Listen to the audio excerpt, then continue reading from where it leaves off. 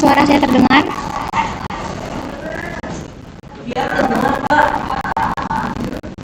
Kedengeran. Apakah PPT-nya terlihat? Kelihatan. Baik, saya mulai presentasinya. Assalamualaikum warahmatullahi wabarakatuh. Om Swastiastu, Shalom Namo Buddhaya, Salam Kebajikan. Yang saya hormati Bapak Dr. Insinyur Syahrial Syadi, STM Ong MM, MSI, IPP, CPS, selaku dosen pengampu mata kuliah Statistika Bisnis, serta teman-teman yang saya banggakan. Perkenalkan, saya Nabila Putri dengan NIM 241033133200048 selaku moderator dari kelompok 2, dan ada rekan saya.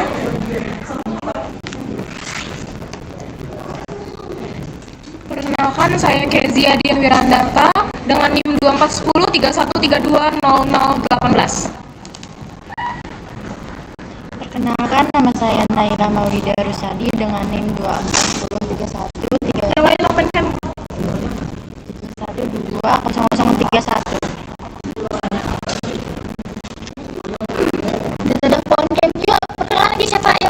Perkenalkan, nama saya Mutia Irfana dengan NIM 24103132200072. Oke, ini loh tadi yang Baik, perkenalkan, nama saya Muhammad Rafli dengan NIM 2410312203. Baik, perkenalkan, nama saya Dina Herliani dengan NIM 24103131200021.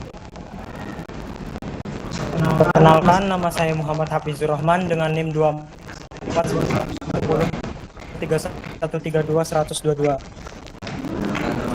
Perkenalkan, nama saya Ricci Palahya dengan NIM 24103132100066.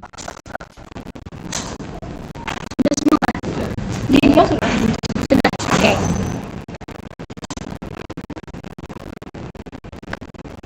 Baik, sebelum kita masuk ke materi lebih dalam, saya akan jelaskan secara garis besar apa sih itu analisis inferensial. Nah, terdengarnya rumit kan? Tapi sebenarnya ini adalah alat yang keren, karena lewat data yang sedikit, kita bisa membuat kesimpulan yang besar. Analisis inferensial adalah bagian dari statistika yang digunakan untuk mengambil kesimpulan tentang populasi secara keseluruhan berdasarkan data yang diperoleh dari sebagian kecil anggota populasi yang disebut sampel. Dengan kata lain, analisis ini membantu kita membuat prediksi, dugaan, atau keputusan berdasarkan data yang sangat terbatas. Baik, materi selanjutnya akan dijelaskan oleh rekan saya.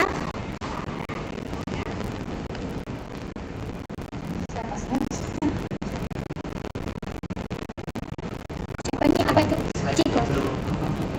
Dah. Ciko. Nah, baik. Apa itu analisis inferensial? Analisis inferensial yaitu salah satu ilmu statistika yang bertujuan untuk melakukan estimasi parameter dan menguji hipotesis suatu penelitian dalam rangka penarikan kesimpulan. Statistika inferensial sering disebut sebagai statistika induktif, yang merupakan statistika yang digunakan untuk menganalisis data sampel dan hasilnya akan digeneralisasikan atau disimpulkan untuk populasi dari asal sampel itu diambil. Statistika inferensial memberikan cara yang objektif guna mengumpulkan, mengolah, dan menganalisis data kuantitatif serta menarik kesimpulan tentang ciri-ciri populasi tertentu berdasarkan hasil analisis sampel yang dipilih secara acak dari populasi bersangkutan. Konsep utama statistika inferensial adalah bekerja berdasarkan data sampel dan kemudian diputuskan apakah hasil analisis dapat digeneralisasikan pada populasi atau tidak.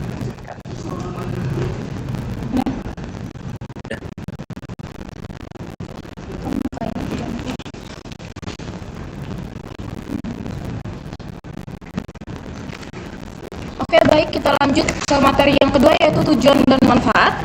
Untuk yang pertama, poin yang pertama, tujuan analisis inferensial. Tujuan yang pertama adalah Generalisasi hasil, yaitu tujuan utama untuk membuat generalisasi tentang populasi berdasarkan data sampel. Ini memungkinkan peneliti untuk menarik kesimpulan yang lebih luas dari pengamatan terbatas. Tujuan yang kedua adalah pengujian hipotesis, yang artinya analisis inferensial digunakan untuk menguji hipotesis penelitian. Ini membantu peneliti menentukan apakah hasil yang diamati pada sampel cukup signifikan untuk diterapkan pada populasi yang lebih besar. Tujuan yang ketiga adalah estimasi parameter populasi. Artinya, metode ini bertujuan untuk memperkirakan karakteristik atau parameter populasi seperti rata-rata, proporsi, dan varians berdasarkan data sampel. Tujuan yang keempat atau yang terakhir ada prediksi dan peramalan, yang artinya analisis inferensial memungkinkan peneliti untuk membuat prediksi tentang perilaku atau karakteristik populasi di masa depan berdasarkan data historis. Kita lanjut ke manfaat yang pertama, efisiensi penelitian.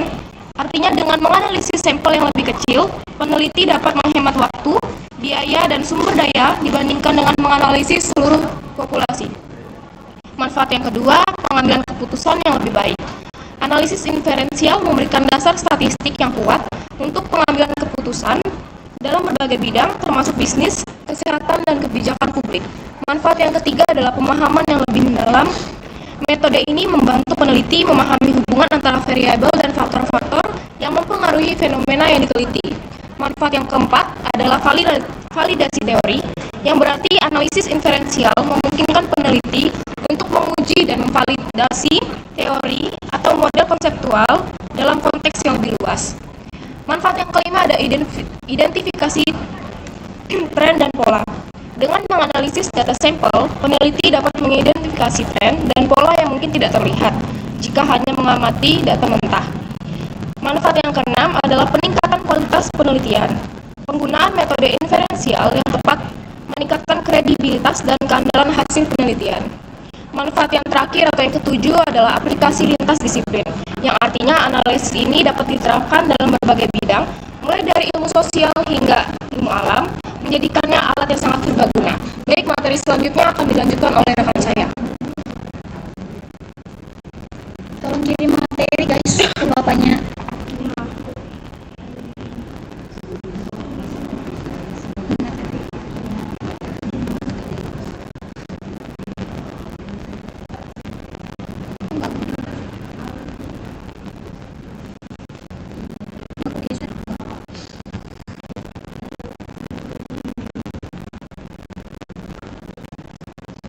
Siapa ciri-ciri?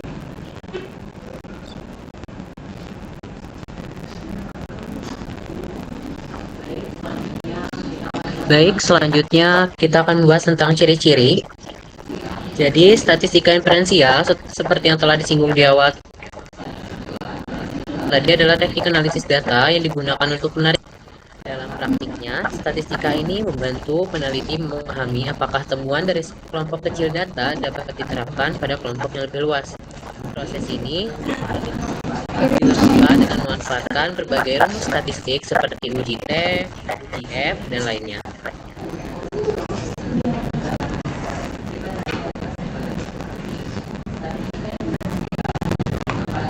Yang hal sangat cocok digunakan dalam penelitian yang berbasis pada sampel.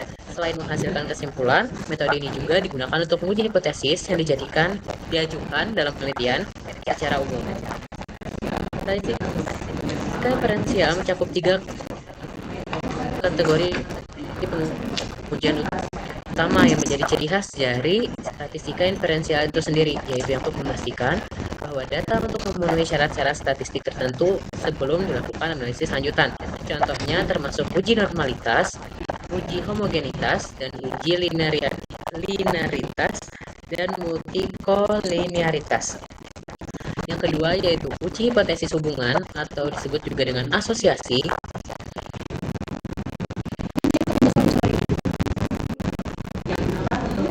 yang digunakan untuk melihat apakah terdapat hubungan atau pengaruh antara variabel.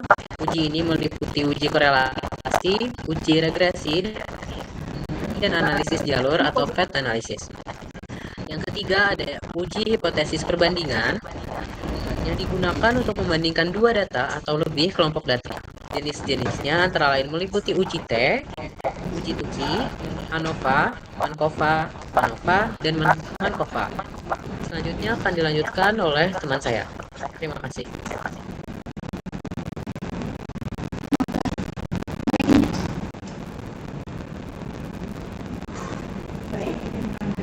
Baik, izin melanjutkan.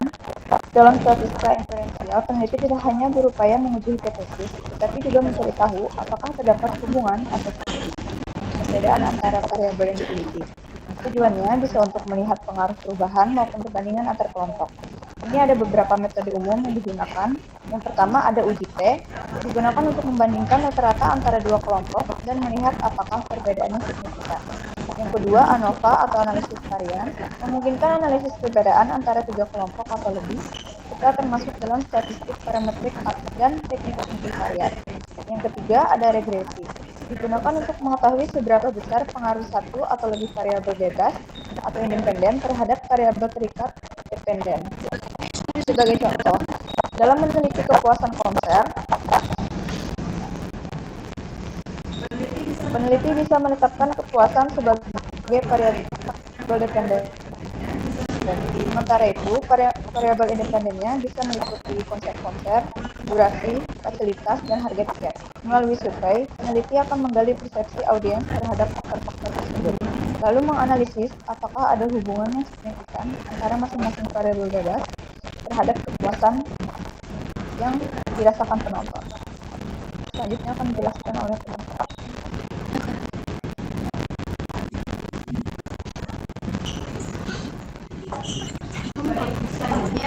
Baik, selanjutnya jenis-jenis analisis inferensial.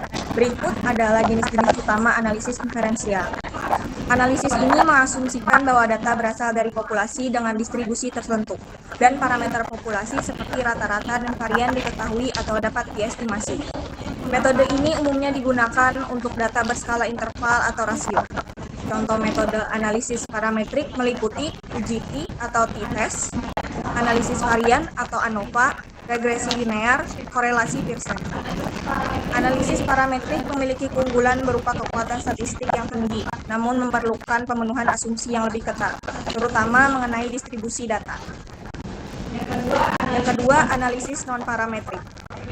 Berbeda dengan metode parametrik, analisis non-parametrik tidak memerlukan asumsi tentang distribusi data. Oleh karena itu, metode ini cocok untuk data berskala ordinal atau nominal, serta digunakan ketika data tidak memenuhi syarat untuk analisis parametrik. Contoh metode analisis non-parametrik meliputi uji chi-square, uji Mann-Whitney-U, uji Wilson, korelasi Spearman. Keunggulan metode ini terletak pada fleksibilitas terhadap distribusi data, meskipun secara umum memiliki kekuatan statistik yang lebih rendah dibandingkan metode parametrik. Yang ketiga, analisis univariat. Analisis univariat fokus pada satu variabel dalam satu waktu. Meskipun sering digunakan dalam statistik deskriptif, analisis ini juga dapat digunakan dalam konteks inferensial, seperti untuk menyimpulkan karakteristik tertentu dari populasi berdasarkan satu variabel. Contoh analisis univariat adalah konteks inferensial, estimasi interval kepercayaan untuk rata-rata populasi, dan yang kedua uji hipotesis terhadap satu proporsi. Selanjutnya akan dijelaskan oleh rekan saya. Terima kasih. Baik, saya akan jelaskan materi lanjutan dari jenis-jenis. Yang keempat ada analisis bivariat. Analisis bivariat meneliti hubungan atau perbedaan antara dua variabel. Dalam konteks inferensial, jenis analisis ini digunakan untuk menguji hipotesis mengenai asosiasi atau perbedaan antara dua kelompok atau variabel. Contoh analisis bivariat ada uji T independen untuk membandingkan rata-rata dua kelompok, kemudian analisis korelasi untuk menilai hubungan antara dua variabel kontinu. Yang kelima ada analisis multivariat. Analisis multivariat digunakan untuk menelaah hubungan antara tiga atau lebih variabel secara bersamaan. Metode ini memungkinkan peneliti mengamati interaksi kompleks antara berbagai variabel dalam satu model analisis. Contoh analisis multivariat. Ini yang saya sebutkan yang keenam ya, multivariat. Yang pertama ada analisis varians multivariat atau MANOVA, yang kedua regresi linear berganda, yang ketiga analisis faktor, yang keempat analisis diskriminan. Poin yang kelima, analisis longitudinal. Analisis longitudinal digunakan ketika data dikumpulkan dari subjek yang sama selama periode waktu tertentu. Pendekatan ini memungkinkan peneliti untuk menilai perubahan dan pola data dari waktu ke waktu. Contoh analisis longitudinal yang pertama model efek campuran atau mixed effect models, yang kedua analisis survival, yang ketiga analisis deret waktu atau time series analysis. Baik, materi yang selanjutnya akan dijelaskan oleh rekan saya.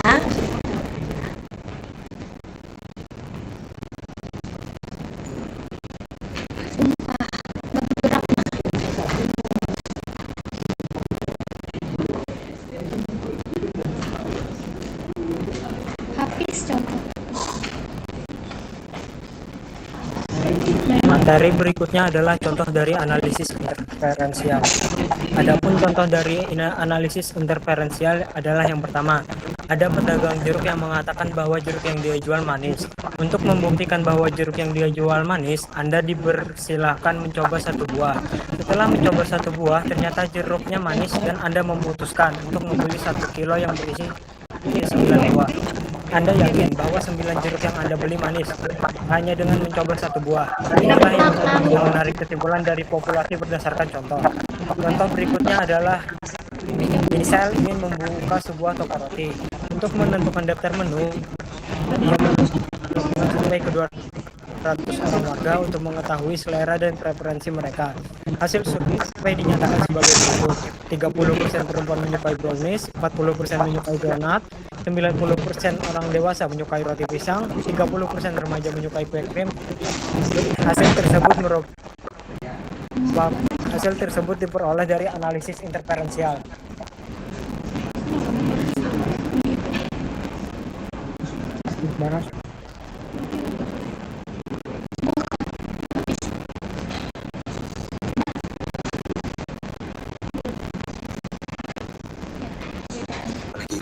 Habis sudah.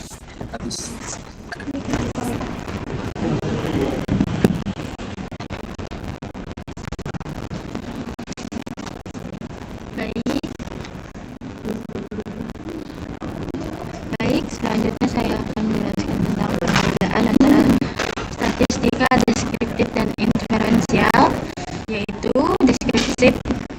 statistik deskriptif bertujuan untuk mendeskripsikan atau memberikan gambaran objek yang diteliti sebagaimana adanya tanpa menarik kesimpulan atau generalisasi.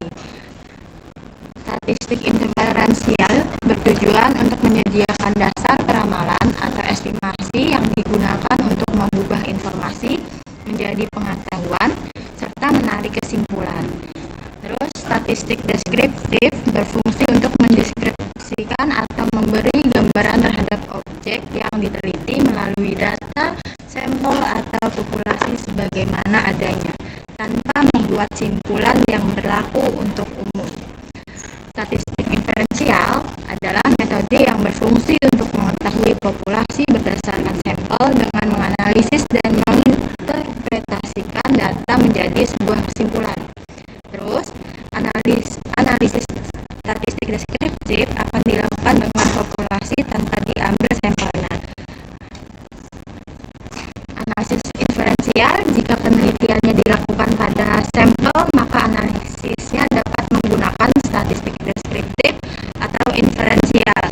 Terus, penyajian data melalui tabel, grafik, dan diagram fotogram, perhitungan modus, median, mean, perhitungan desil, persentile, perhitungan penyebaran data melalui perhitungan rata-rata, dan standar deviasi perhitungan persentase. Statistik inferensial banyak menggunakan distribusi normal baku, standar normal distribusi sebagai model distribusi data yang hendak dianalisis. Terus yang terakhir, perbedaannya, statistik deskriptif dapat mencari kuatnya hubungan antara variabel melalui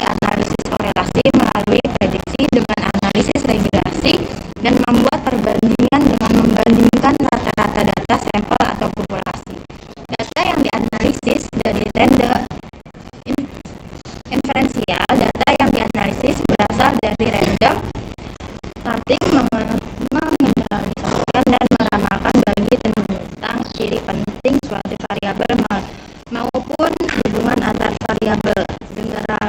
Generalisasi dan ramalan yang diberlakukan bagi keseluruhan populasi atas dasar hasil analisis data dari sampel, dan generalisasi dan ramalan yang diberlakukan bagi keseluruhan populasi atas dasar hasil analisis data dari sampel, dan generalisasi dan ramalan dilakukan dengan uji hipotesis atau pengecekan asumsi.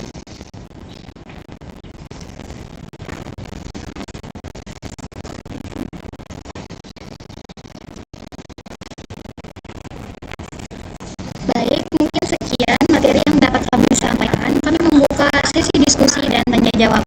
Bagi yang ingin bertanya, silakan mengangkat tangan atau raise hand. Untuk sesi pertama kami buka untuk 3 orang penanya. Kami persilakan.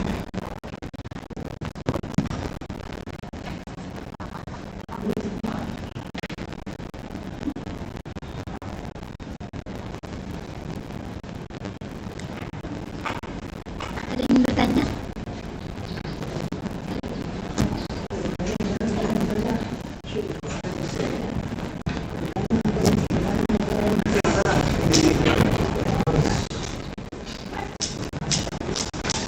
Apakah ada yang ingin bertanya? Kami persilakan.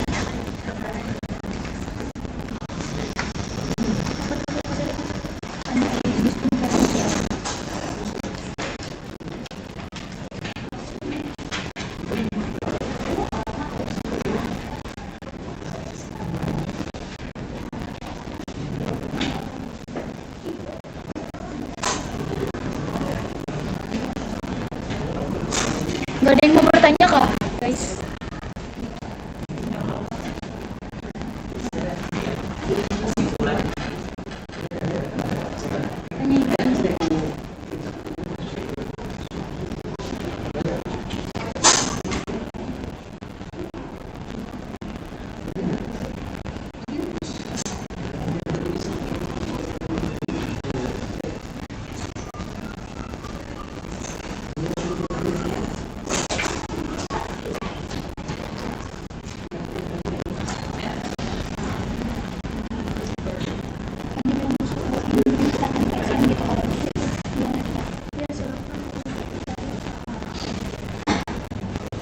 Silakan bagi yang ingin bertanya, angkat tangannya terlebih dahulu ya.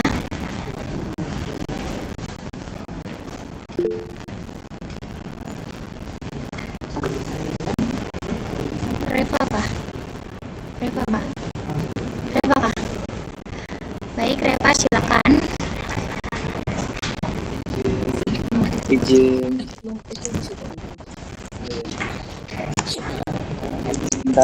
Izin bertanya kepada sebelumnya, perkenalkan saya Muhammad Reva Moidan Purnomo dari kelompok 3. Ini saya izin bertanya, dalam penjelasan tersebut sudah dijelaskan bahwa analisis inferensial dapat menghemat waktu, biaya, dan tenaga. Namun, apakah ada potensi risiko atau kesalahan yang dapat terjadi dalam menarik generalisasi dari sampel kecil? Bagaimana cara memastikan bahwa kesimpulan yang diambil tetap valid meskipun tidak menggunakan seluruh populasi? Terima kasih. Baik, terima kasih Reva untuk pertanyaannya. Silakan tulis di grup ya pertanyaannya. Bagi yang lain, apakah ada yang ingin bertanya lagi? Silakan.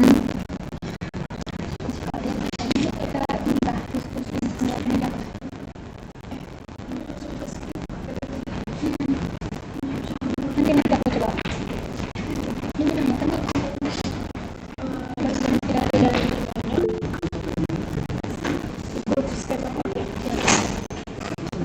Siapa tuh? Baik, silakan. Ya, mungkin. Oh, gak usah jawab, biar ya, silakan Hafiz jika ada pertanyaan. Ya, kenalkan saya Hafiz Halimi dari kelompok 5. Pertanyaan saya, jelaskan bagaimana konsep populasi dan sampel saling berkaitan dalam konteks analisis inversial, serta apa dampaknya terhadap validitas hasil penelitian tersebut. Sekian dari saya, mohon jawabannya. Baik, terima kasih untuk pertanyaannya. Bisa dikirimkan ya ke guru pertanyaannya. Apakah ada lagi yang ingin bertanya? Kami persilakan. Skema.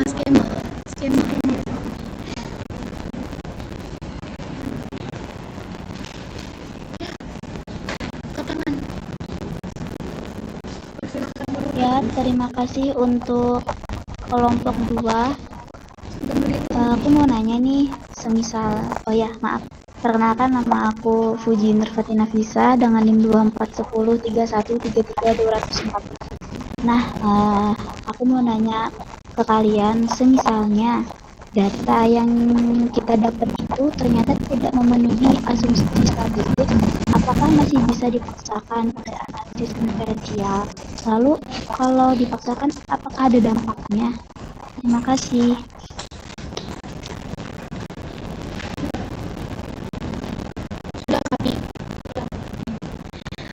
Baik, terima kasih untuk 3 orang penanya. Untuk sesi pertama kami tutup. Izinkan kami untuk membahas jawabannya. Terima kasih. Ayo, matiin kamera kita.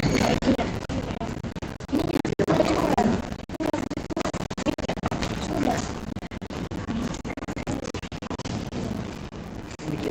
Kirim pertanyaan ya. Siapa mau jawab?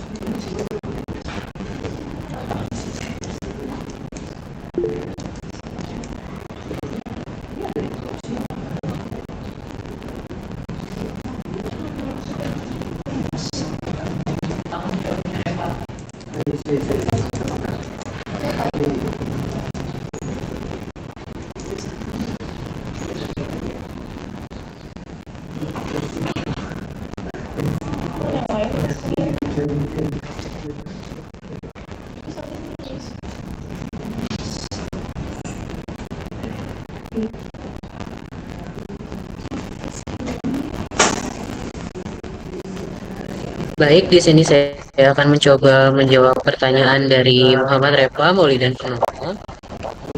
Dengan bunyi pertanyaan, dalam penjelasan tadi dijelaskan bahwa analisis inferensial dapat menghemat waktu, biaya, dan tenaga. Namun, apakah ada potensi risiko atau kesalahan yang dapat terjadi dalam menarik generalisasi dari sampel kecil? Kemudian, bagaimana cara memastikan bahwa kesimpulan yang diambil tetap valid meskipun tidak menggunakan seluruh populasi? Saya akan mencoba menjawab sesuai dengan pengetahuan dan kemampuan saya. Baik, kita mulai dulu. Dalam analisis inferensial, meskipun dapat menghemat waktu, biaya, dan tenaga, tetap ada potensi risiko atau kesalahan, terutama jika generalisasi dilakukan dari sampel kecil. Beberapa risiko tersebut antara lain yang pertama, kesalahan sampling atau sampel kecil mungkin tidak mewakili populasi secara akurat sehingga hasilnya bisa menyesatkan. Yang kedua, bias dalam pemilihan sampel atau sampling bias. Jika metode pengambilan sampel tidak acak atau tidak representatif, maka kesimpulan bisa salah. Yang ketiga, variabilitas yang tinggi dalam sampel yang kecil, pengaruh nilai ekstrim lebih besar yang dapat menyebabkan hasil tidak stabil. Untuk memastikan kesimpulan tetap valid sehingga meskipun tidak menggunakan seluruh populasi, langkah-langkah yang dapat dilakukan di antaranya yang pertama, menggunakan metode pengambilan sampel yang tepat, misalnya random sampling atau stratified sampling untuk memastikan representativitas. Yang kedua, menentukan ukuran sampel yang memadai. Gunakan perhitungan statistik untuk menentukan jumlah sampel yang cukup agar margin of error rendah, dan tingkat kepercayaan tinggi. Ketiga, yaitu uji asumsi statistik. Pastikan data memenuhi asumsi analisis seperti normalitas, homogenitas, varians, agar hasil uji inferensial sah. Yang keempat, gunakan interval kepercayaan. Ini membantu menggambarkan ketidakpastian dalam estimasi dan membuat interpretasi dengan lebih hati-hati. Yang kelima, melakukan validasi dengan data lain jika memungkinkan. Bandingkan hasil dengan studi atau data lain untuk melihat konsisten temuan. Dengan langkah-langkah tersebut, meskipun tidak seluruh populasi digunakan, hasil analisis inferensial tetap dapat dianggap valid dan dapat dipertanggungjawabkan secara ilmiah. Dari jawaban yang saya berikan, apakah dapat diterima? Baik, terima kasih Rafli.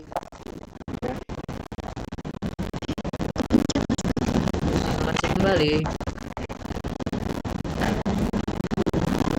Baik, saya mohon izin untuk menjawab pertanyaan dari Tia. Pertanyaan tadi, semisalnya kita mendapatkan data yang ternyata data kita tuh nggak memenuhi asumsi statistik, apakah masih bisa dipaksakan pakai analisis inferensial? Lalu jika pun dipaksakan, apakah ada dampaknya? Nah, jawaban dari kami, secara umum tidak disarankan memaksakan analisis inferensial ketika data tidak memenuhi asumsi statistik, terutama jika menggunakan analisis parametris seperti UGT, ANOVA, atau regresi linear klasik. Alasannya karena hasil yang diperoleh bisa jadi tidak valid atau tidak benar. Nah, sebenarnya bisa dipaksakan, tapi hasilnya tuh tidak bisa dipakai gitu. Dampaknya, kesimpulan bisa salah, kemudian interpretasinya keliru. Solusinya, yang pertama bisa menggunakan uji non-parametrik, yang kedua transformasi data, yang ketiga periksa outlier atau kesalahan input data. Apakah jawaban kami bisa diterima? Bisa, terima kasih. Baik, apakah ada yang menambahkan dari jawaban kami? Baik, sepertinya tidak ada.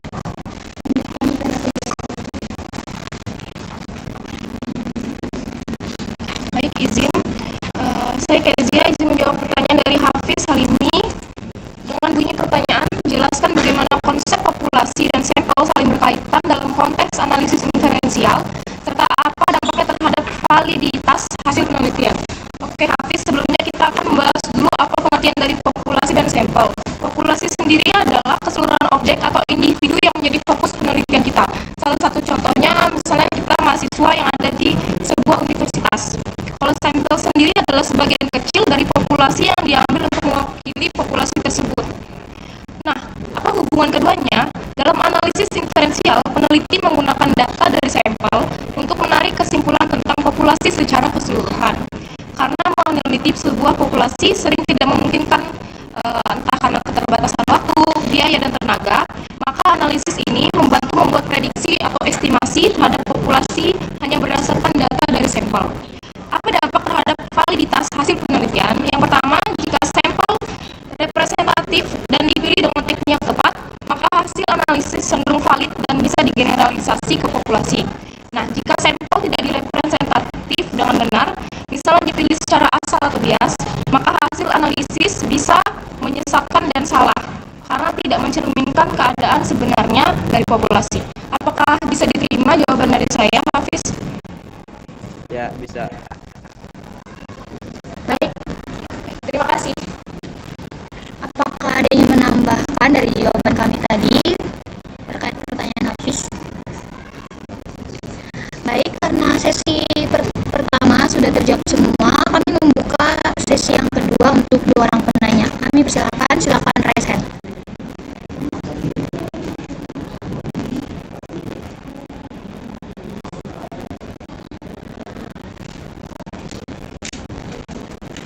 Gak ada Pak. Soalnya cepetan ya. Udah aku bilang nggak bisa ikut.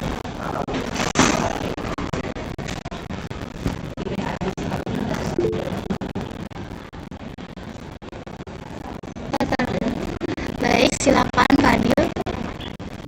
Baik, terima kasih atas kesempatannya. Sebelumnya, perkenalkan, nama nama saya Ahmad Fadilah dari kelompok 3.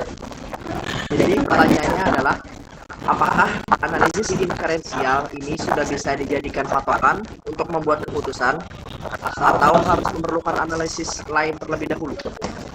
Itu saja pertanyaan dari saya. Terima kasih.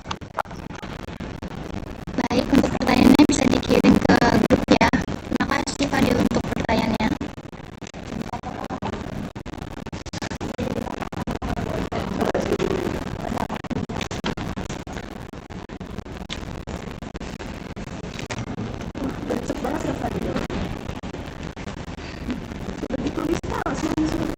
Oh, nggak ada nih tutup ya.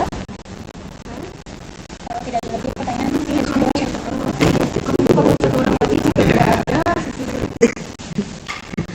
Baik, kami buka untuk satu orang lagi untuk sesi 2 ini. Apakah ada yang bertanya? Tidak ada. Nggak lihat siapa yang pertama nih. Siapa yang menjawab tadi?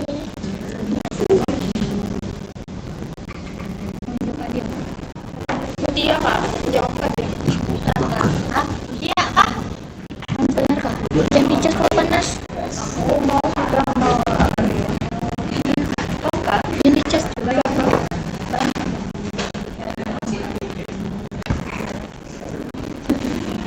Macam kayaknya. Siapa? Nah, jika tidak ada, kami tutup. Baik, jika tidak ada lagi yang ingin bertanya, untuk sesi 2 ini kami tutup. Izinkan kami mendiskusikan jawaban dari pertanyaan Fadilah. Fadilah. Lawas tuh. Aku juga yang mendengar. Jawaban Bisa.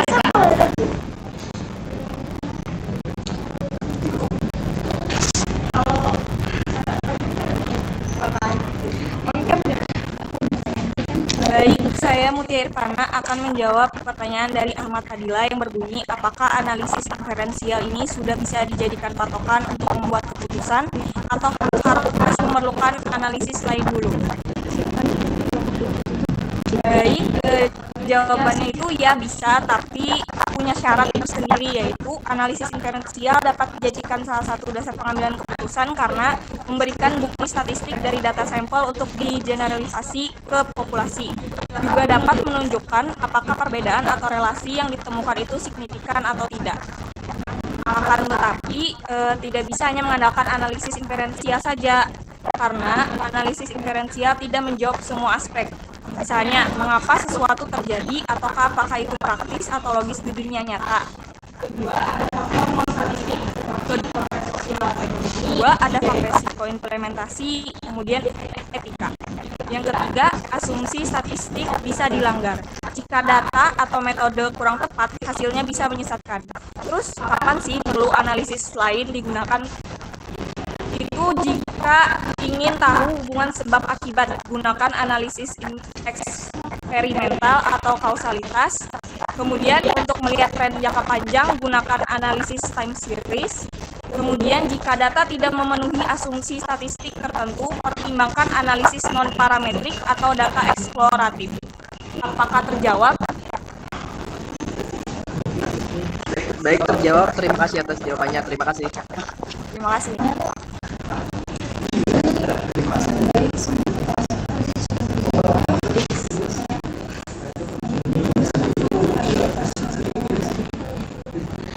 Baik, untuk pertanyaan dari sisi 1 sampai sisi 2 sudah terjawab semua. Kami serahkan ke Bapak Syahrial Syadi. Terima kasih.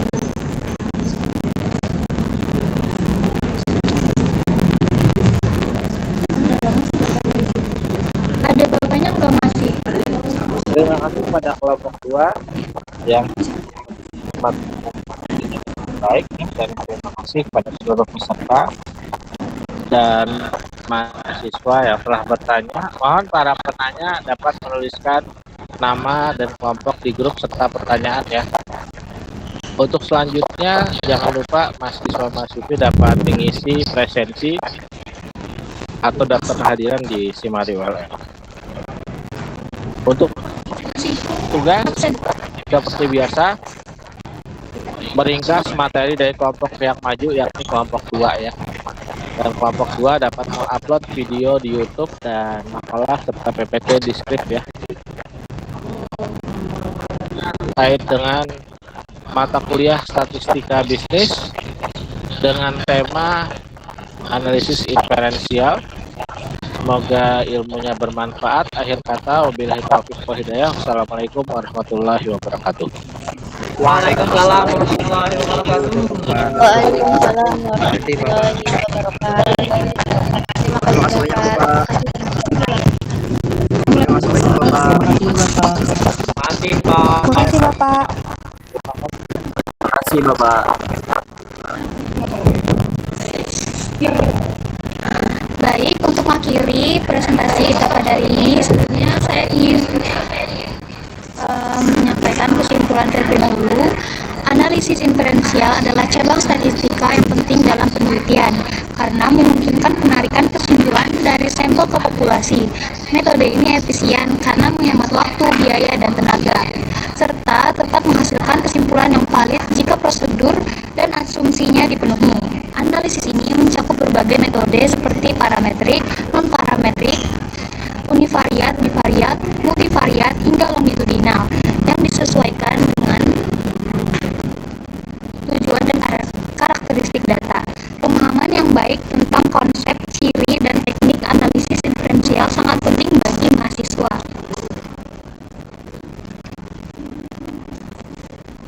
Peneliti dan praktisi agar dapat melakukan penelitian yang akurat dan bermanfaat bagi masyarakat. Baik, saya akan menutup presentasi kita pada hari ini. Demikian presentasi yang dapat kami sampaikan mengenai materi analisis diferensial. Semoga apa yang telah kami bawakan dapat bermanfaat dan menambah pemahaman kita semua. Terima kasih atas perhatian Bapak dan teman-teman semua. Kita atas ucapkan Assalamualaikum warahmatullahi wabarakatuh. Waalaikumsalam warahmatullahi wabarakatuh.